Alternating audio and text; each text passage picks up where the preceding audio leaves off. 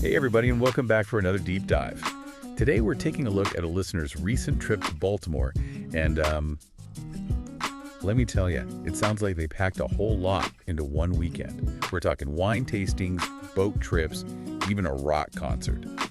Yeah, sometimes it's those chicks where you just kind of let go of the itinerary and embrace the unexpected that turn out to be the most memorable. And this one seems to have had a little bit of everything. Okay, so let's set the scene here.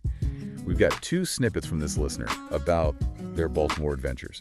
And trust me, these are just highlights. We're going to try to connect the dots and maybe uncover some hidden gems along the way. I'm game. All right, so snippet number one, wine tasting.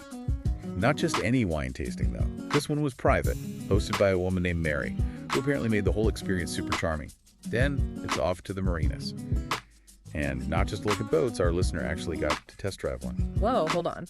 Test drive a boat. Now, that's not something you hear every day. Okay, I'm hooked. Right. They even mentioned having outdoor lunches and enjoying leisurely boat rides. Sounds like a picture-perfect Baltimore day to me. You can practically smell the salt air and Old Bay seasoning. Okay, what else? What else did they get up to? All right, buckle up, because this is where things take a turn. From the serenity of the water, our listener somehow ends up at a rock concert. Marcy's Playground. And Everclear. Now, that's a 90s doubleheader if I ever heard one. Right, and here's the kicker. It mentioned not being a huge fan of alternative rock, but they still went to the concert. That little detail, that's what grabbed me. It speaks to something bigger than just music preference. It's about the energy of a live show, the shared experience.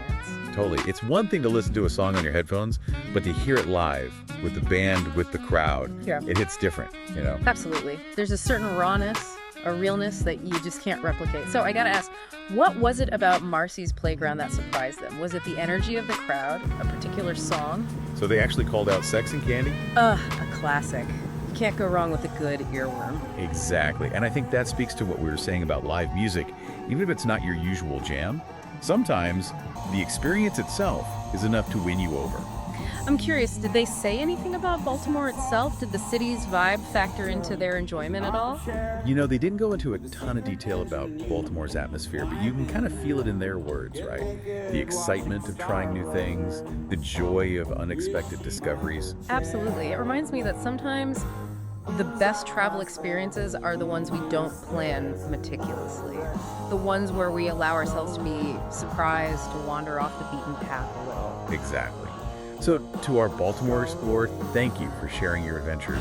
And to everyone listening, maybe this inspires you to step outside your comfort zone this weekend. Try that new restaurant. Listen to a different genre of music. Take a chance on something unexpected. Because you never know. You might just stumble upon your next favorite thing.